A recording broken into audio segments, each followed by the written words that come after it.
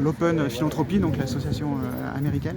C'est une fondation qui finance des actions caritatives essentiellement, et qui a aussi un peu de budget pour les animaux d'élevage, donc pour la défense des animaux d'élevage. Et du coup, c'est une organisation qui finance des organisations qui ressemblent à L214, mais aux États-Unis, un peu partout dans le monde, et qui souvent, nous, par rapport aux budgets qui ont été accordés à L214, sont des budgets pour des campagnes contre l'élevage intensif de poulets, par exemple. Donc c'est une organisation qui aujourd'hui, pour nous, est un soutien sur ces campagnes, pour demander à ce que des groupes comme LDC, qui fait des volailles intensives, élimine les pires pratiques d'élevage, c'est-à-dire des élevages où vous avez 22 poulets par mètre carré, etc.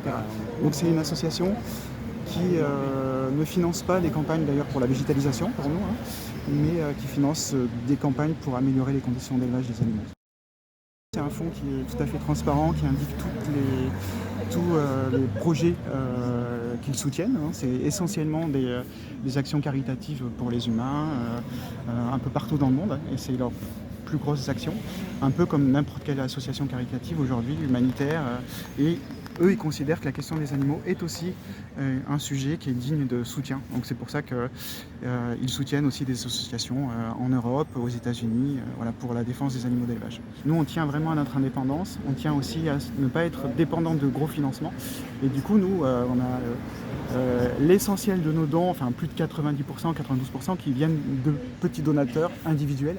Et on a plus de 50 000 membres. Donc pour nous, c'est un soutien qu'on reçoit évidemment, puisqu'il va nous aider dans notre mission, mais qui est mineur par rapport au financement, en fait, qui sont souvent plutôt des personnes en France qui sont choquées par les conditions d'élevage, de transport et d'abattage des animaux, tout simplement, et qui trouvent qu'on fait un travail intéressant et d'information sérieux.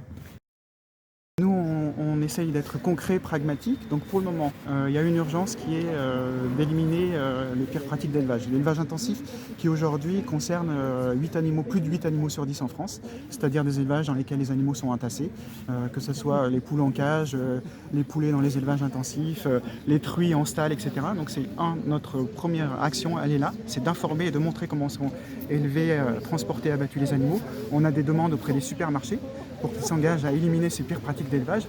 Par ailleurs, on est une association où on rêve effectivement d'un monde où on n'utilise plus les animaux comme des ressources à notre disposition. Donc c'est pour ça qu'aussi on pousse à la question de la végétalisation. Il faut d'abord réduire le nombre d'animaux tués. Et pour nous, notre idéal, c'est effectivement qu'on n'utilise plus les animaux pour se nourrir, dans la mesure où il n'y a pas de nécessité aujourd'hui nutritionnelle pour se nourrir. Il y a des alternatives végétales. Donc c'est aussi un axe qu'on a, mais bien sûr, c'est un horizon beaucoup plus lointain, et qu'on sait aussi, on essaie d'avoir les deux pieds sur terre, et qu'aujourd'hui, le principal combat, il est sur l'élevage intensif et la réduction du nombre d'animaux tués. Donc la viande cellulaire, ça vous intéresse?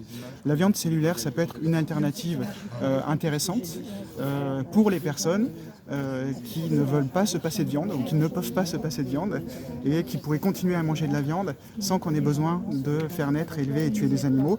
Après, dès maintenant, il existe des alternatives, et dès maintenant, on peut adopter une alimentation végétale sans avoir à passer par ça. Donc ça peut être une solution pour les personnes qui ne peuvent pas se passer de viande.